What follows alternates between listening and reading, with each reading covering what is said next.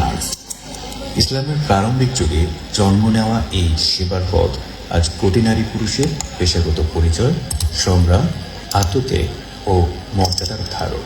ইসলামের ইতিহাসে প্রথম মুসলিম মহিলা নার্স হিসেবে পরিচিত রুফাইদা আল ইসলামিয়া রাদিয়াল্লাহু তাআলা আনহা আধুনিক নার্সিংয়ের জননী ফ্লোরেন্স নাইটিঙ্গেলের শত শত বছর আগেই তিনি আহত সৈনিকদের চিকিৎসা, ক্ষত সেলাই, পট্টি পরিবর্তন, এমনকি মানসিক কাউন্সেলিং পর্যন্ত করতেন।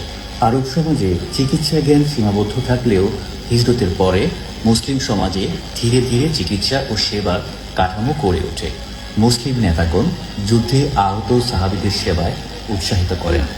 আর তখন নার্সিং কোনো পেশাগত চাকরি ছিল না, এটি ছিল ইবাদত, মানবিকতার প্রতিফলন এবং জিহাদের সহযোগী সেবা।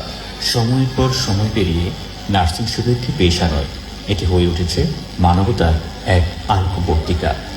বিজ্ঞান, দক্ষতা, সহমর্মিতা আর দায়িত্ববোধের সমন্বয়ে নার্সিং আজ বিশ্ব স্বাস্থ্যের অপরিহার্য শক্তি। বাংলাদেশেও নার্সিং পেশায় এসেছে পরিবর্তন। দেশের সর্বস্তরের মানুষের কাছে উন্নত সেবা পৌঁছে দিতে গড়ে উঠেছে নার্সিং ইনস্টিটিউট, কলেজ সহ বিভিন্ন উচ্চশিক্ষা প্রতিষ্ঠান। জাতীয় নার্সিং গবেষণা ও উচ্চশিক্ষা প্রতিষ্ঠান ঢাকায় 6টি বিষয়ে এমএসসি ইন নার্সিংয়ের পাশাপাশি ঢাকা নার্সিং কলেজ ও কলেজ অফ নার্সিং শেরেবাংলা নগরেও এখন নার্সিংয়ে এমএসসি করার সুযোগ রয়েছে।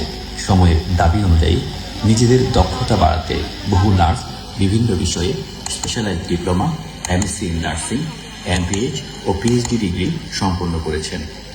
উন্নত জ্ঞান অর্জন করে স্বাস্থ্যসেবাকে আরও আধুনিক এবং নিরাপদ করার চেষ্টা করছেন।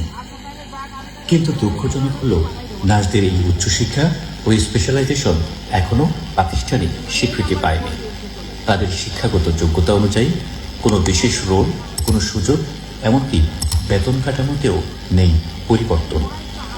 একজন নার্স স্পেশালাইজ ডিপ্লোমা বা মাস্টার্স ডিগ্রি শেষ করেও কাজে ফিরে গিয়ে সেই একই পদে দায়িত্ব পালন করেন। এ অবস্থায় অনেক নার্স উচ্চশিক্ষা নিতে উৎসাহ হারান। আবার যারা উচ্চশিক্ষা নিয়েও ফিরে আসেন, তারা নিজেদের যোগ্যতা প্রয়োগ করতে না পেরে মানসিকভাবে হতাশ হয়ে পড়েন। এত সীমাবদ্ধতা সত্ত্বেও স্বাভাবিক স্বাস্থ্যসেবার পাশাপাশি দেশের নার্সরা প্রান্তিক পর্যায় থেকে ব্যস্ত শহরে সেবা দিয়ে যাচ্ছেন নিরলসভাবে। এছাড়া নার্সিংয়ে যারা ডিপ্লোমাধারী, তাদের ডিপ্লোমা কোর্সটিও অন্যান্য ডিপ্লোমাধারীদের মতো নয়। অন্যান্য কোর্সে ডিপ্লোমাধারীদের জন্য ন্যূনতম এসএসসি পাস চায়, কিন্তু নার্সিংয়ে এইচএসসি পাস করে ভর্তির যুদ্ধে জয়ী হয়ে আসতে হয়। আর যারা বেসিক বিএসসি নার্সিং করে, তাদের গল্প আরও কঠিন। দেশের অন্যান্য ব্যাচেলর ডিগ্রিধারীর মতো প্রথম শ্রেণীর ক্যাডেটেড কর্মকর্তা হলেও বিএসসি নার্সিং পড়ুয়ারা সেই মর্যাদা থেকে বঞ্চিত। এ যেন তাদের স্বপ্নকে অবহেলার চাবুক মেরে ভেঙে ফেলার মতো। দেশে ডেঙ্গু হার বৃদ্ধি পরিস্থিতি, বন্যা, ভূমিধস, পাহাড়ি ঢল, ভবনে আগুন, ভবন ধস কিংবা সড়ক দুর্ঘটনা সহ দেশের যে কোনো সংকটে রোগীদের সবচেয়ে কাছে থাকেন নার্সরা। কিন্তু তাদের জন্য যথাযথভাবে নেই ঝুঁকি ভাতা। শতকরা 90% নার্স নারী হওয়া সত্ত্বেও এই পেশাজীবীদের জন্য এখনও ট্রান্সপোর্ট কিংবা আবাসনের সুষ্ঠু ব্যবস্থা গ্রহণে উদ্যোগ নেওয়া হয়নি। নেই পেশাগত যোগ্যতা অনুযায়ী নার্সদের জন্য কোনো পদবি বা পদোন্নতির দৃশ্যমান সুযোগ। নার্সরা চায় এই বৈষম্যের অবসান এবং সমতা ও ন্যায্যতার ভিত্তিতে নার্সিং পেশার মূল্যায়ন।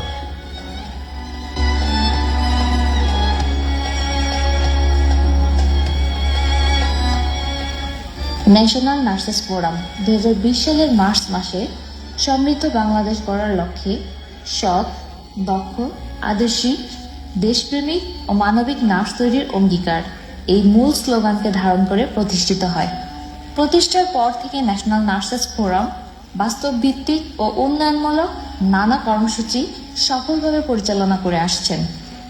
এরই ধারাবাহিকতায় নার্সদের নিয়ে নিয়মিত সভা, সেমিনার, ওয়ার্কশপ, বিষয়ভিত্তিক বিশেষায়িত প্রশিক্ষণ সহ বিভিন্ন পেশাগত উন্নয়ন কার্যক্রম পরিচালিত করে আসছেন। পাশাপাশি দেশের বিভিন্ন দুর্যোগকালীন সময়ে এনএনএস সক্রিয় ও অগ্রণী ভূমিকা পালন করে আসছেন। দেশের নার্সদের মধ্যে ধর্মীয় মূল্যবোধ, নৈতিকতা এবং মানবিক চরিত্রের উৎকর্ষ সাধনের মাধ্যমে আগামী সমৃদ্ধ বাংলাদেশ গঠনে ভূমিকা রাখার জন্য সর্বস্তরের নার্সদের আহ্বান জানায় ন্যাশনাল নার্সেস ফোরাম।